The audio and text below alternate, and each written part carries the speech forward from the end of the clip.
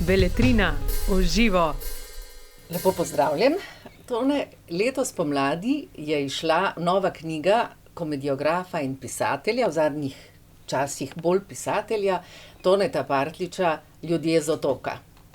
Kadar je pred nami nova Partljičeva knjiga, vemo, da bo z vsake strani brbotalo življenje v vsej razsežnosti, od humorja, žalosti, različnih prigod, kakor jih piše življenje, predvsem pa sočustvovanja, globokega razumevanja do ljudi, kajti Tone Partljič ima ljudi rad.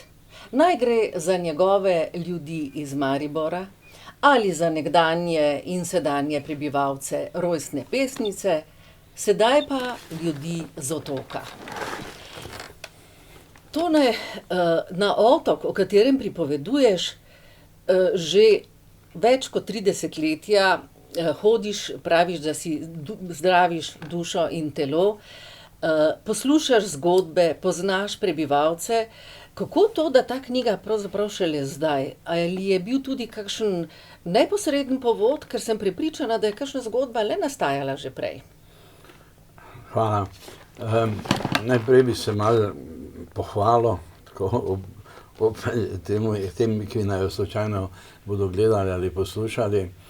Je to res zdaj že, mislim, da 4. knjiga po vrsti, ki mi izhaja pri založbi Beletrina. Včasih se sam, zdaj sem to preštel, pa sem na nek način presenečen. Nekaj zasluge ima nedvomno direktor in glavni vodja Beletrine, to je Mitja Čander, ki je doma iz Hoč, odkudar je bil tudi moj oče. Je celo, mislim, kako leto mlajši kot moja hči, tako da je v bistvu mlad fant, pa ne vem, kako da sva se prav hitro spoprijateljila in me je prvikrat povabil, zdaj me pa vedno tako spodbuja. Mene je že malo strah, sem 80 let presegel in sem že videl kakšne pisatelje, ki še kar pišejo, pa pišejo, ni pa več, bi rekel, pulfra, ni več dovolj smodnika v njih, me je tega zelo strah, Mitja me pa na nek način spodbuja. Po drugi strani pa imam vtis, da se je meni vsa ta leta nekaj akumuliralo, kar nisem imel časa pisati. Ko sem bil v gledališče, te celega poje, drugače ne moreš biti tam, 24 ur te skrbi. Ko sem bil državni poslanec, je na nek način je bilo malo več časa, recimo čez soboto in nedeljo, če se ni bilo treba iti kam kazati na kakšne prireditve. Po drugi strani pa ti seveda niti nisi več priljubljen, pri ljudeh vse nekaj teži, vse bi ti povedali, tako da se mi zdi, da sem nekako zadihal leta 2004, kar je že tudi precej, ko sem šel v penzijo. In če sem prej lahko med tem večkrat napisal kako komedijo. Težko bi rekel, da je lažje napisati komedijo, najbrž kakšnega revizorja ali pa Molierovega ali Domrznika ali kaj, Antigona, to so taka dela kot največji klasiki, prozni ali kakršnikoli. Ampak če samo pogledaš, če rečem Antigono, ki govori o nekem civilizacijskem problemu, kaj z mrtvimi, jo lahko prebereš v 2 urah. Pa si spoznal ravno tako ene dimenzije sveta.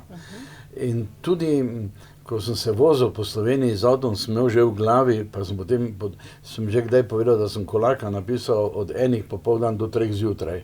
Ampak sem imel celega v sebi. Proza ni enaka. Da napišeš 400-500 strani proze, je treba neko določeno število ur presedeti. V miru, v koncentraciji in vse jaz precej kontinuirano. In sem na nek način sam s sabo zadovoljen, da sem še ujel ta trenutek, da sem napisal tistega Sebastjana in Mosta, ljudi iz Maribora, ki mogoče v naslovu malo spominjajo na knjigo, o kateri govoriva. Potem sem napisal še Pesnico, ki sem si jo zelo želel napisati. Evo in zdaj je tu nova knjiga. Res je, skoraj 40 let sem pregledal, hodim na otok in vmes sem si rekel, ne bom nikoli podlegel skušnjavi, da bi pisal knjigo o otoku in o teh ljudeh. Malo se mi zdi skoraj Glej, v pesnici sem preživel otroštvo, zdaj se vračam, bi lahko rekel 80 let, nosim pesnico, pa pesničane, pa ataja, pa mamo, pa našo družino, povojne razmere v sebi. Se mi je včasih zazdelo, da kot kilo, to eno bolezensko tkivo, ki ga moram dati čim prej od sebe, drugače bom mogel naprej. Za otok pa se mi zdi, da mi kopenski ljudje, ki gre v temne počitnice, pa oni nam kuhajo, pospravljajo sobe, prodajajo ribe, nas vozijo s čolni, da se na nek način niti ne spodobi, da bi jaz človek Kopnega in Štajerske, ko je pa bilo že 40 let, pa če je zakaj bila zame dobra korona, pandemija, to ne rečem rad, ker mnogi so strašno nastradali. In jaz dobim čez 1500 evrov penzije vsakega prvega. In nekdo drug pa je izgubil vse, službo, prihodke in tako dalje. Lahko rečem, da je korona zame bila neke vrste blagoslov, ker niso ljudje prihajali, ker sem imel mir, ker me niso vabili na prireditve, nisem zrežiral predstave do konca, sem bil nekaj mesecev doma. In sem nekako podlegel skušnjavi in sem poskusil pisati na pobudo Čandra, da je rezerviran prostor programov zame, če bom napisal. In sem poskusil pisati. Zlasti prva se mi zdi tam, ker sem vključil to legendo, da je z antiko so povezani naši otoki, pa celo za zgodbo o Medeji. Pa se mi zdelo, da moče se mi ni, že za naslednjo, ti si to prebrala, ne, Željko, tistega žensko, ki jo poznam, tudi je usoda bolj ali manj resnična, seveda. Se mi je zdelo, da sem je posrečila in sem nekako korajžno pisal naprej. Seveda je fraza, ti, ki si več prebrala, si lahko ob tem svoje misli ali pa kak pisatelj, malo bolj modern kot jaz. Včasih rečem na kakem takem nastopu pred ljudmi, ja, da vse lepo zgodbo napisali, rečem, ne, življenje piše zgodbe, mi pisatelji samo zapišemo. In če kje, ta sicer ne ravno zelo globoka fraza, ker so danes, imamo odlične knjige, ki nimajo zgodbe na ta način, ali pa si jo pisatelj na kak drug način oblikuje, nimo prvo, da bi neko zgodbo povedal. Bi rekel, da za to knjigo mogoče malo velja, ker sem dolgo med njimi, so posebni ljudje. Jaz na srečo grem 4-5 krat na leto na ta otok, sicer sam za nekaj dni, loviti lignje po zimi, že 30 let, lahko tudi kapo dol pred mojo ženo, že 30 let in več silvestrujeva na tem otoku. Pa ni včasih, poleti je tam 200 ljudi, zdaj po zimi je malo več kot 40 ljudi samo, včasih cele dneve koga ne srečava. Tako na nek način se mi je zazdelo, da pa me ti ljudje tako vznemirjajo. To, kar si rekla na začetku, zgleda mogoče tako, kot da se hočem prilizniti bralcem ali pa ljudem, ampak res je, da lahko napišem kaj od jeze. Ščuke pa nisem napisal, ker so me nekje 3-krat izbrali za nagrado, z tajnim glasovanjem, pa ker sem malo še popival takrat, pa sem nekaj v Titu nekaj neumnosti govoril, čeprav mi ni šel na živce, tako kot mnogim zdaj. Pa so mi jo potem vzeli, pa sem si mislil, no, pesijani, nagrado ste mi vzeli, jaz se vam bom pa maščeval, pa sem pisal, ali pa tudi Cankar je rekel, je pisal bratu Karlo, postrugal sem v sebi vso hudobijo, pa sem napisal pohujšanje. Jaz pravzaprav me že kaj ujezi in zaboli, a v glavnem, če berem, kaj so v mojih komedijah pisali, pišejo, da celo do negativnih oseb gojim neko človeško razumevanje, da tudi jaz mogoče nisem boljši, ne.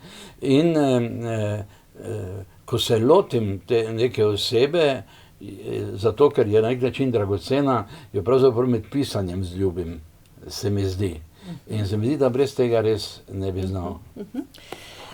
Knjiga je pisana zanimivo, to je pravzaprav zbirka novel, 8 novel, ki se lahko berejo vsaka zase kot čisto samostojna zgodba, ampak spet tvorijo celoto, seveda. In se mi zdi tako fina prispodoba tudi to, ko govoriš o otoku in praviš, da omenjaš tudi antično mitologijo, po drugi strani spet zgodovino otoka, pa te ljudi. In omenjaš tudi tiste Donove verze, da nihče ni otok, ti znamenit uvod v Hemingwayu, komu zvoni. In prav ta zvon nekako je tudi tisti, ki povezuje te zgodbe. Oni imajo, veš, kakšne zgodbe med seboj, tudi kakšna stara sovraštva. Ki jaz mislim, da sem ti v enem pogovoru že povedal, da ne govorijo radi, zlasti ne o negativnih dogodkih ali pa negativno o kom drugem. Med seboj že. Ampak so pa stvari, ker se to dogaja, kar si zdaj rekla, če pade človek v morje, je lahko njegov največji sovražnik, cel otok gre reševati. Če ovca ne more povreči, letijo vsi moški to reševati. V teh ključnih zadevah so na nek način, ne morejo, v taki divjini včasih ne moreš na drug način preživeti. To me je na nek način fasciniralo. Potem, lahko da se motim, ampak kot rečeno, če bi se štel, sem bil moče v življenju 200-krat med njimi ali kaj, se mi na nek način zdi, da so tako odvisni drug od drugega. Tam že, ko se ladja, če se pripeljem z eno ladjo, pa vzameva z žensko kovčke, pa greva 3-krat na pomol, cel otok ve, ta dva norca sta spet prišla, da bo ta tu ostala. Prideta za 5 dni, pa imata 20 kovčkov, zadnjih sta imela samo 12. Tu ne moreš pristati, da te že ne bi na pomolu vsi registrirali. Nekaj časa, ker govori ena zgodba tudi o psu, ki se znajde na otoku, so nama kar odločno povedali, čeprav nismo imeli psička, takrat zdaj ga ima vnukinja, pa še ni zdaj bil na otoku 2 dni. Reče, mi ne maramo psov. Je tudi povezano s prehrano. Je tudi, zdaj ja, poleti, ampak po zimi je težko prehraniti tako žival, ker živijo skrajno skromno. Pravi, vi na kopnem potrebujete, ker ti lahko nekdo z gozda pride k hiši, pa tu pa je samo, drugo so skale, na tem pomolu mora vsak pristati, če hoče priti na otok. Mi vsakega vidimo, ne rabimo, da bi en pes lajal, da se nekdo bliža. Pomeni, na nek način se mi vseeno zdi, da vejo vse, kaj se dogaja. Nekaj časa je župnik po vojni, ko se jih je toliko izselilo, prav zahteval, da so prišli v nedeljo vsi k maši, da jih je preštel, da videl, ni v kakšni hiši kak starec, tudi vmes pripovedujem, da je to otok zelo starih ljudi, da ni kak starec mogoče umrl, pa ne vejo. Na nek način so torej vseeno lahko bivajo, če so soodvisni. Grem zdaj, že ko sem knjigo napisal, pa se mi zdi, da bi se moral temu bolj posvetiti, grem zdaj, da sedi tam ena Laura, en Duško, ali kdo, sedi na eni klopi na edini pravi, ne bom rekel ulici, ampak skoraj bi lahko rekli, oni pravijo Stradun tudi, sedi na klopi pred trgovino, več kdo pije pivo cel dan, pa gleda v tla in je 3 ure sedi tam in je tiho. Meni vseeno nekaj mu mora iti po glavi. A mu gre neka skrb ali nekaj, kar je zamudo, ne vem, kaj mu gre po glavi. Pa jih vidim, torej imajo neko notranje življenje, ki je mene tako na nek način vznemirilo. Kot rečeno, so zadržani, me kdo vpraša, če sem se jim že priljubil ali če so me sprejeli medse. Ne, so spoštljivi, rečejo, da sem simpatičen, ker sem vedno dobre volje in tako dalje. Drugače, da bi pa z menoj delili svoje usode, bili pripravljeni, pa se mi zdi, da ne. So zame, kljub tej knjigi, uganka, Zorica, ampak so manjša uganka zdaj, ko sem knjigo napisal. sem si nekako tudi oddahnil. Ne bom se več toliko z njimi ukvarjal, ker sem zdaj odložil to breme, kaj vem o njih, pa se jih nisem upal lotiti.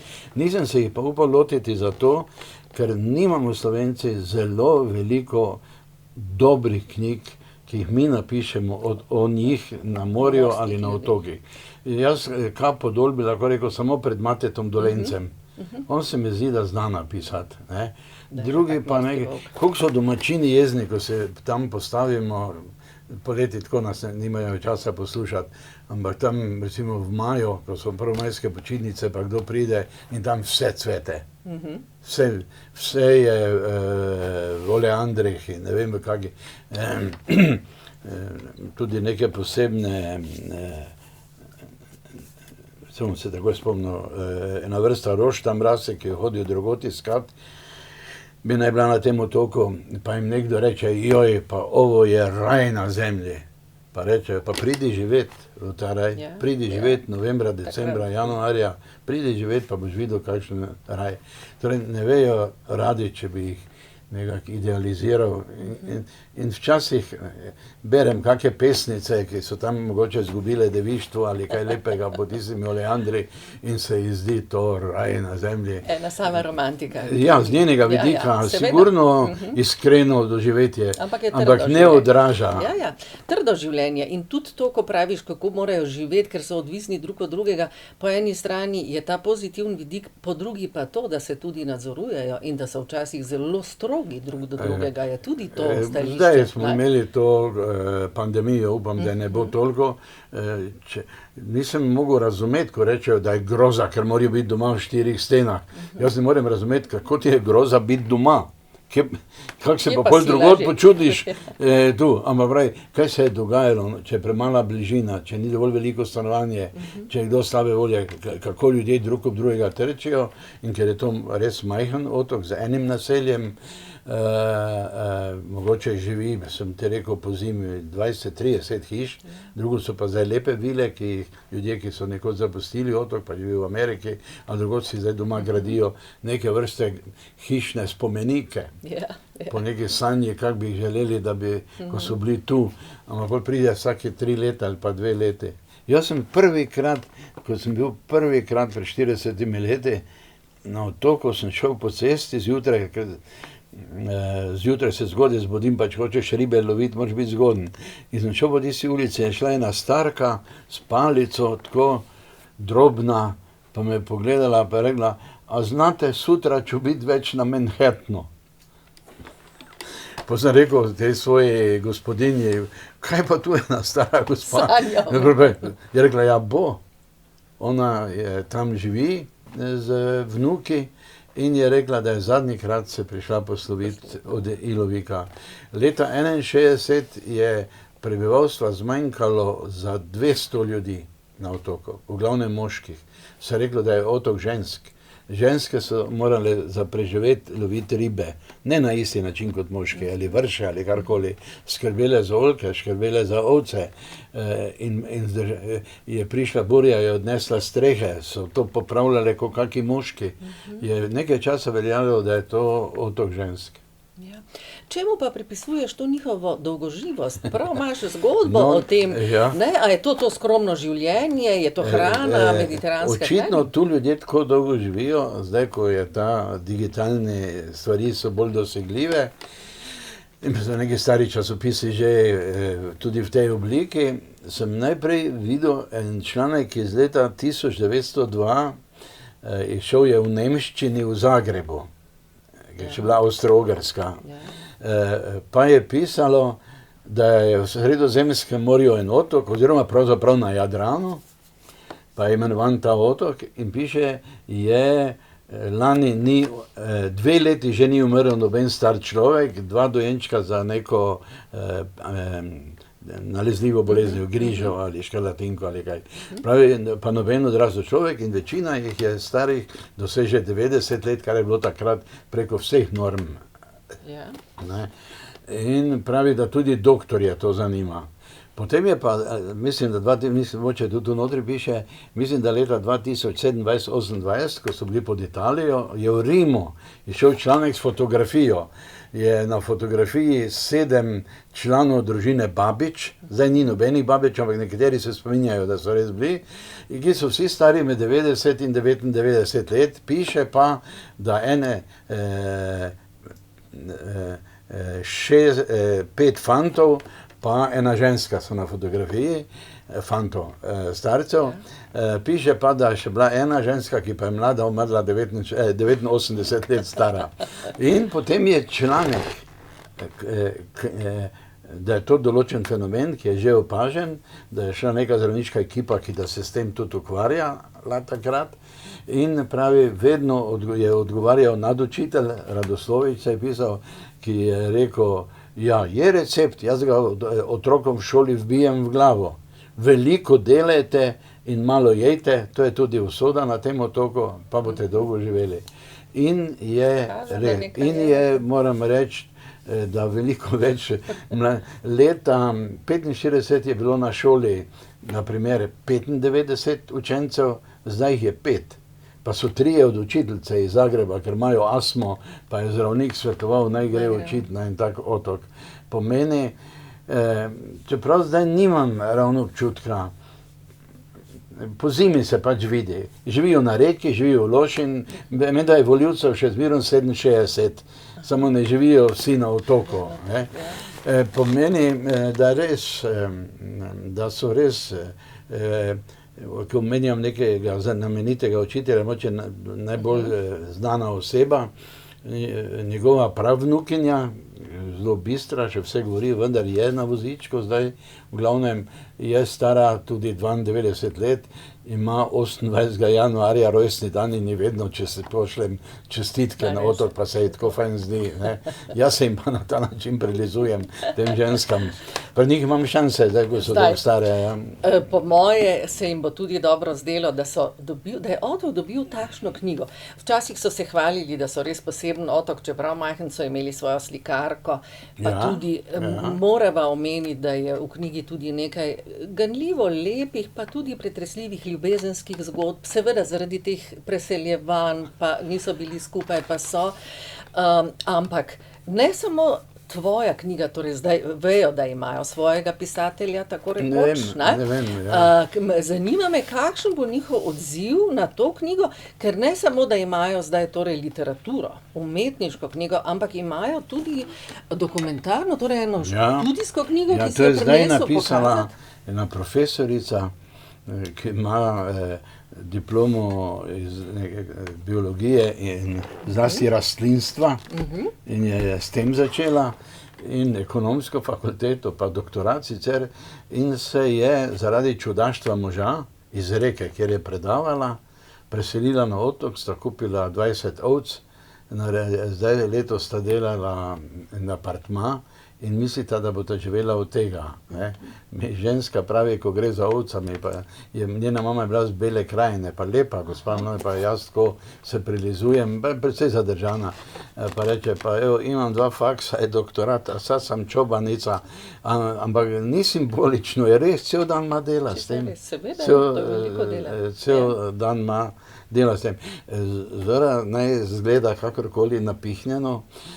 Jaz sem sam skrajno, jaz sem tam znan, ne da bi, sem prišel pred, ne vem koliko let, 16 leta sem bil Prešernovo nagrado za življenjsko delo, sem prišel maja dol, pa mi pokaže tista, kamor sem prej hodil, Olivija, en izrezek iz Reškega lista, ki je pisalo v Sloveniji, podelijo svake godine nagrado, ove godine je dobil Tone Parlji za in je tam nekdo bil v gledališču službi, ki je prišel sem na počitnice, pa je njej dal pogleda, bo žela, oni pa med seboj tekmujejo, kdo ima imenitnejšega gosta.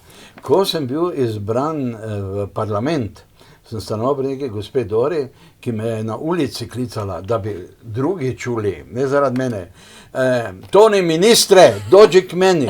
Pa sem šel k njej, pa sem rekel, Dora, glej, tu hodijo Slovenci, mater bojo rekli, da jaz grem na otok, pa se razdražam za ministra, ne. Od takrat naprej pa me je klizala, Toni, ministre, ili koji đavo već jesi, ne, tako da vidim, da nek odmev pride. In zdaj sem prišel za 1. maj, en mesec po izidu knjige, na otok, in mi ta ista gazdarica reče, Toni, sem čula, da si napisal neko knjigo o nama, pa da nisi o meni nešto loše, ne? Pomeni, da vseeno zgodba gre. In če bi se še, zdaj ne vem, zakaj se nekaj hočem postavljati, bo dalo, gotovo sem srečal 3-4 ljudi, zdaj, ko sem bil med julija tam, ki so mi rekli, zaradi vas smo prišli, ko smo to prebrali.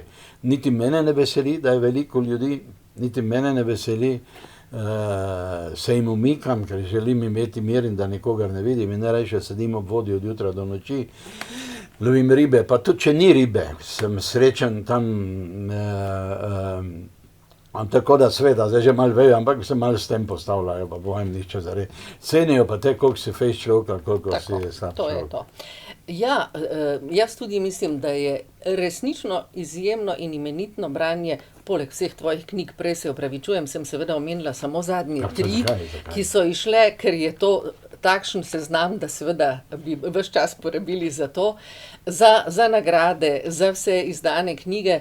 Prepričana sem, da bo tudi ta našla vrsto bralcev, tako tistih, ki imamo radi morje, nenavadno, kako zelo smo Slovenci povezani z morjem in navezani na morje. Odkot se vozijo zdaj na morje, kakšne so te ceste, ko ptice selivke. Kako zelo nas vleče morje. Zdaj jaz samo čakam, da bom tam nekaj lovil ribe in se boš ti pripeljala.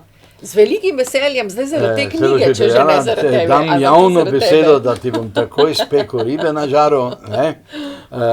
In bom zelo vesel, da te bo to vznemirilo, da boš prišla. Ja, mene je knjiga tako navdušila, da bom zaradi tega šla pogledat ta otok, te ljudi, bojo tudi meni burili domišljijo.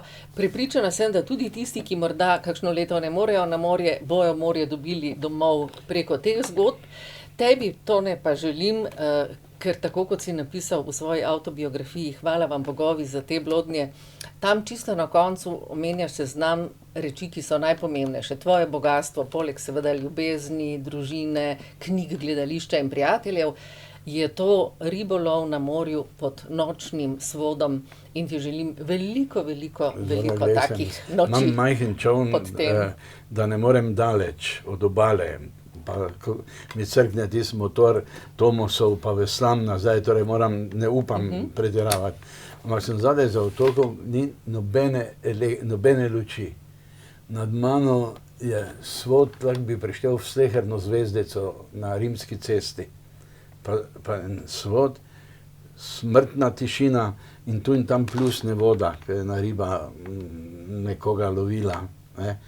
In tam se mi pa res zdi, preveč kako neznaten sem v tem vesolju, ampak da sem neka, ne vem, milijardinka tega sveta, ki je večen.